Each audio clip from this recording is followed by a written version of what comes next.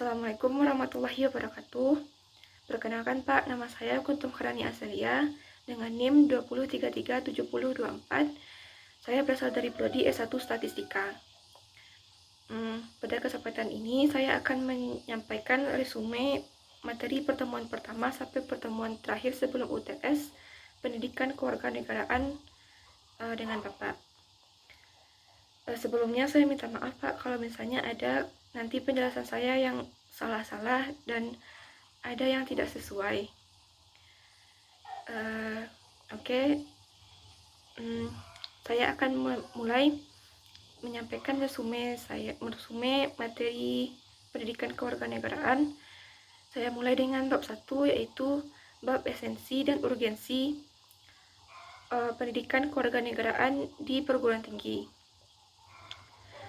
Sebelum kita memahami apa esensi dan urgensi pendidikan kewarganegaraan di perguruan tinggi, alangkah lebih baiknya kita memahami terlebih dahulu apa itu pendidikan kewarganegaraan. Pendidikan kewarganegaraan terdiri dari dua kata, yaitu pendidikan dan kewarganegaraan. Pendidikan dapat diartikan yaitu suatu upaya atau cara atau usaha untuk memberikan pemahaman kepada orang lain agar orang tersebut paham dengan suatu gagasan atau hal yang kita sampaikan. Kemudian kewarganegaraan dapat diartikan sebagai segala hal yang menyangkut dengan warga negara, baik itu ciri-ciri maupun kepribadian warga negara. Dengan demikian, pendidikan kewarganegaraan dapat diartikan sebagai suatu upaya untuk memberikan pemahaman kepada warga negara untuk bisa memahami apa saja sikap dan kepribadian suatu warga negara yang baik itu. Tujuan dari pendidikan kewarganegaraan yaitu untuk menciptakan warga negara yang baik dan cerdas atau dikenal dengan good and smart citizen, dan juga untuk melahirkan warga negara yang cinta tanah air dan rasa kebangsaannya itu tinggi. Pelaksanaan pendidikan kewarganegaraan itu sangat penting dilaksanakan karena setiap generasi penerus bangsa itu harus memiliki pengetahuan dan pemahaman tentang bagaimana harusnya seorang warga negara itu bersikap. Kemudian juga diharapkan warga negara yang telah memiliki pemahaman itu mampu untuk mengimplementasikan sikap-sikap dan nilai yang dimiliki warga negara yang baik itu ke kehidupan bermasyarakat, bernegara, dan berbangsanya. Pendidikan kewarganegaraan itu pelaksanaannya itu tergantung dengan pemerintahan dan konstitusi yang berlaku.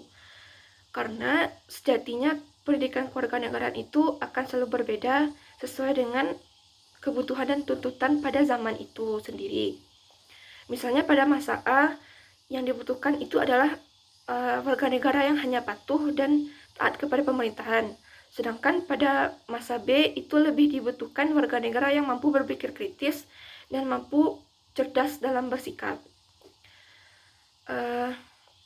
Tantangan dari pendidikan kewarganegaraan ini adalah dapat kita lihat dari kehidupan sehari-hari, yaitu banyak warga negara yang tidak lagi paham bagaimana seharusnya dirinya bersikap sebagai seorang warga negara.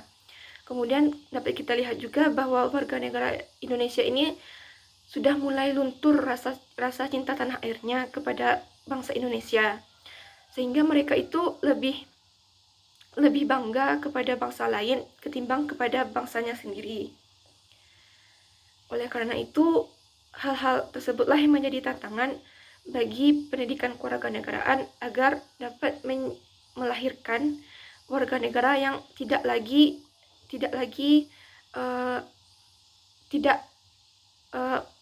sadar akan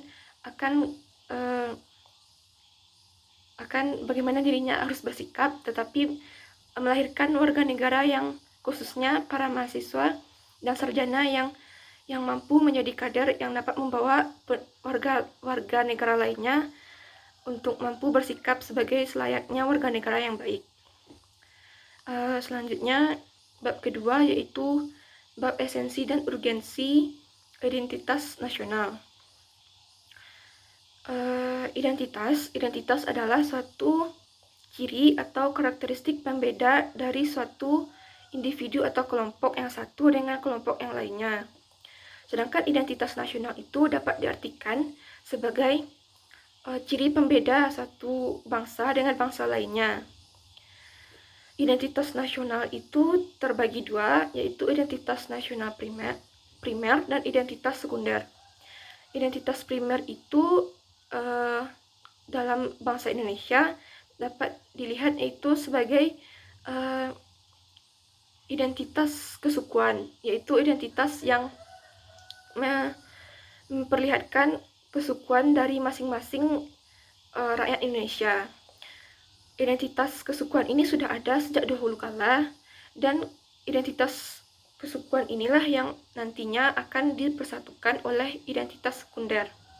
Identitas sekunder ini adalah suatu identitas buatan yang mampu menyatukan berbagai macam identitas primer sehingga menjadi kesatuan yang tidak lagi menonjolkan identitasnya masing-masing, melainkan lebih menerima dan mampu menerapkan identitas sekunder ini menjadi identitas dirinya sendiri. Identitas sekunder ini itu dibuat berdasarkan mufakat dan musyawarah dari seluruh rakyat Indonesia. Terbagi dua, identitas sekunder itu ada dua, yaitu satu identitas sekunder yang dapat dilihat. Identitas sekunder yang dapat dilihat itu contohnya bahasa, lambang negara, lagu kebangsaan, semboyan negara, dan juga bendera negara. Kemudian ada juga identitas nasional yang tidak dapat dilihat, yaitu Pancasila. Identitas nasional ini sudah seharusnya menjadi identitas, menjadi suatu hal yang kita terapkan di kehidupan sehari-hari. Misalnya Pancasila ini harus kita amalkan dalam kehidupan sehari-hari dan harus menjadi landasan bagi setiap tindakan yang kita lakukan. Akan tetapi, pada kenyataan, Indonesia sekarang ini sudah mulai melupakan Pancasila dan sudah mulai menyepelekan dan tidak mau lagi menganggap bahwa Pancasila ini identitas dirinya. Mereka menganggap bahwa bahwa Pancasila itu merupakan kendaraan politik, sehingga mereka tidak mau untuk mengamalkan Pancasila dalam kehidupan sehari-hari. Dan itulah sebenarnya tantangan dari kita untuk kembali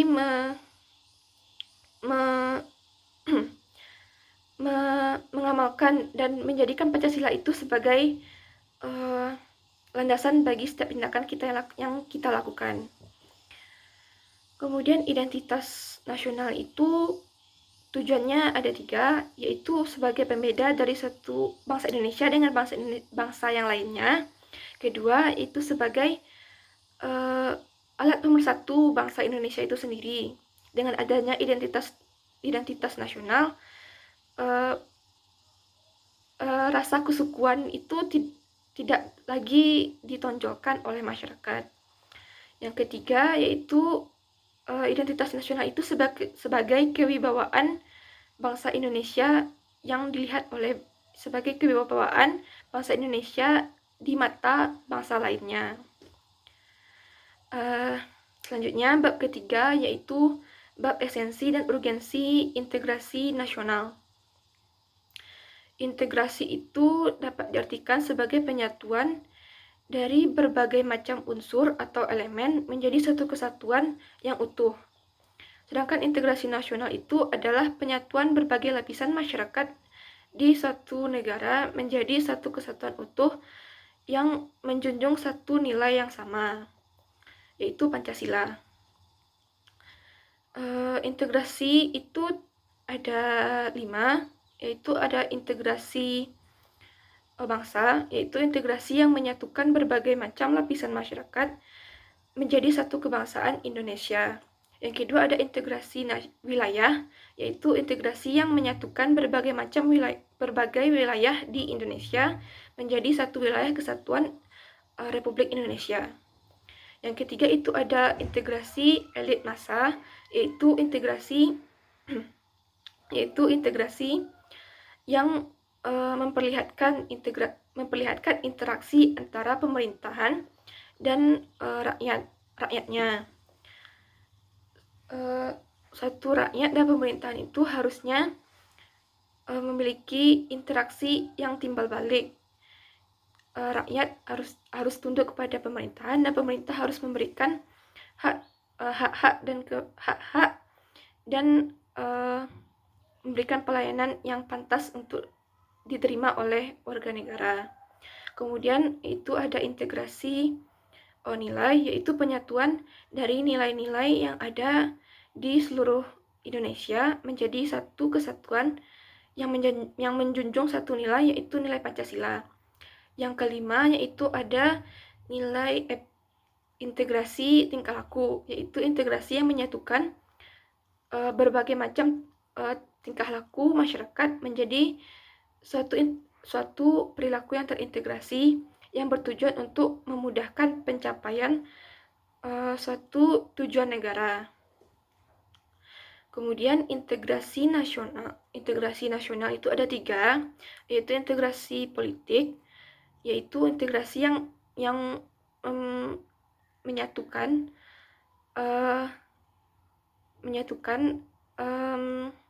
elemen-elemen politik. Bisa jadi itu secara vertikal maupun horizontal. Secara vertikal yaitu dapat dilihat interaksi antara elit politik dengan rakyat. Sedangkan secara horizontal itu dapat dilihat dengan antara interaksi lembaga pemerintahan dengan sesamanya. Kemudian ada integrasi ekonomi, yaitu integrasi yang menyatukan berbagai macam wilayah di Indonesia sehingga mampu bekerja sama secara ekonomi dan dapat memenuhi kebutuhan penduduk di daerahnya. Kemudian ada juga integrasi sosial budaya, yaitu integrasi yang menyatukan berbagai macam kultur budaya yang ada di Indonesia sehingga menjadi satu kesatuan yang tidak lagi menonjolkan kultur budaya masing-masingnya. Integrasi itu lawannya yaitu disintegrasi. Apabila integrasi itu merupakan penyatuan, disintegrasi adalah pemecahan atau pemisahan dari suatu kesatuan. Apabila suatu negara tidak bisa berintegrasi, maka akan mungkin terjadi disintegrasi yang akan sangat merepotkan bagi suatu negara. Integrasi ini penting dilakukan untuk menyatukan rakyat Indonesia agar tujuan negara lebih mudah dicapai. Apabila satu negara itu sudah bersatu, maka apapun tujuan negara atau cita-cita negara yang diinginkan itu akan sangat mudah dicapai. Kemudian tantangan integrasi nasional ini sangat banyak, bisa dilihat di dalam maupun di luar Indonesia. Di dalam kita dapat lihat yaitu adanya tantangan berupa SARA yang masih sangat banyak terjadi saat ini. SARA ini akan berpengaruh terhadap integrasi sosial budaya. Apabila SARA itu masih ditonjolkan, maka akan sangat sulit untuk terjadi integrasi sosial budaya. Kemudian jika kita lihat dari luar negara Indonesia, terdapat juga berbagai macam pemahaman dari ideologi dari bangsa lain yang dapat memecah belah bangsa Indonesia dan menghambat terjadinya integrasi nasional. Selanjutnya bab kelima yaitu bab konstitusi, norma konstitusi dan konstitusional negara Indonesia. Konstitusi dalam artian sempit dapat diartikan menjadi suatu dokumen atau suatu aturan yang membahas tentang bagaimana penyelenggaraan suatu negara. Sedangkan dalam artian luas, konstitusi itu dapat diartikan menjadi suatu aturan-aturan yang membahas baik tertulis maupun tidak tertulis, yang membahas bagaimana pembentukan lembaga-lembaga negara dan bagaimana penyelenggaraan lembaga negara tersebut. Konstitusi di suatu negara merupakan norma tertinggi. Artinya bahwa konstitusi dalam suatu negara merupakan norma tertinggi dan semua norma-norma yang ada di negara tersebut harus merujuk pada konstitusi yang ada itu. Di Indonesia, konstitusi yang berlaku itu adalah UUD 1945, dan dalam pelaksanaannya sudah berkali-kali terjadi perubahan konstitusi. Perubahan konstitusi itu biasanya terjadi karena ketidaksesuaian konstitusi tersebut dengan penyelenggaraan yang ada di Indonesia.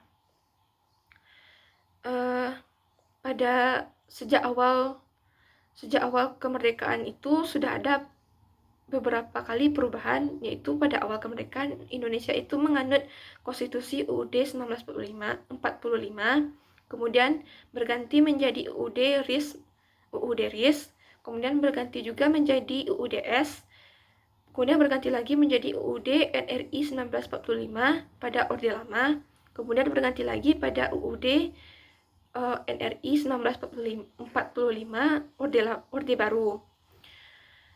Selanjutnya juga terjadi perubahan konstitusi pada Orde Baru yang dikenal Orde Baru, ya, di mana para rakyat meminta untuk diadakannya amandemen pada UUD 1945 tersebut karena sudah adanya banyak sekali penyimpangan dari pelaksanaan UUD 1945 tersebut. Kemudian konstitusi itu sangat perlu dalam suatu negara karena merupakan landasan atau kerangka dari pelaksanaan suatu negara. Apabila tidak ada kerangka dari suatu negara, maka suatu negara tersebut tidak akan bisa bertahan atau tumbuh. Selanjutnya yaitu materi hak dan kewajiban warga negara. Hak dan kewajiban dapat diartikan hak adalah suatu hal yang mesti diterima oleh seseorang atau suatu kelompok dan mesti diberikan oleh orang lain kepada dirinya. Kemudian kewajiban adalah suatu tanggung jawab yang harus dipertanggungjawabkan oleh seorang individu atau kelompok kepada orang lain. Hak dan kewajiban itu sejatinya berjalan sejajar. Suatu hak tidak akan bisa terlaksana apabila kewajiban itu tidak dilaksanakan terlebih dahulu. Artinya, suatu hak dan kewajiban itu merupakan dua mata uang logam yang tidak bisa dipisahkan. Tidak ada suatu hak apabila tidak adanya suatu kewajiban. Tantangan suatu hak dan kewajiban warga negara itu sangat penting. Suatu hak itu harus dipenuhi oleh negara kepada rakyatnya, dan warga negara itu harus memenuhi kewajibannya kepada negara.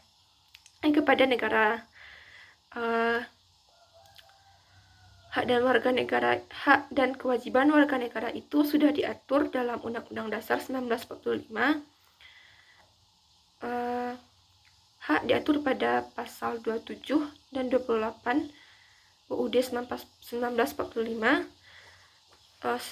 Begitu juga dengan kewajiban warga negara. Sedangkan kewajiban suatu negara juga terdapat dalam Undang-Undang 1945, dan kewajiban suatu negara itu salah satunya adalah pemenuhan hak warga negara. Sedangkan hak dari negara itu adalah warga negaranya untuk loyal dan mampu mengikuti semua aturan yang ditetapkan oleh satu negara. Hak dan kewajiban warga negara itu memiliki banyak tantangan juga, yaitu salah satunya saat ini warga negara sudah banyak yang hanya menuntut hak saja, tapi tidak sadar bahkan akan kewajibannya kepada negara. Oleh karena itu harus ditanamkan kembali pemahaman tentang bagaimana sejatinya hak dan kewajiban itu berjalan. Hak dan kewajiban warga negara itu merupakan suatu pemenuhan yang harus dipenuhi oleh suatu negara. Dan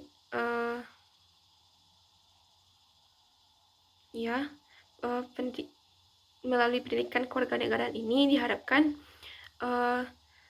warga negara khususnya mahasiswa dapat paham tentang apa saja hak dan kewajibannya, dan mampu menjalankan haknya dan tidak hanya menuntut hak, dan mampu menjalankan kewajibannya dan tidak hanya menuntut haknya saja.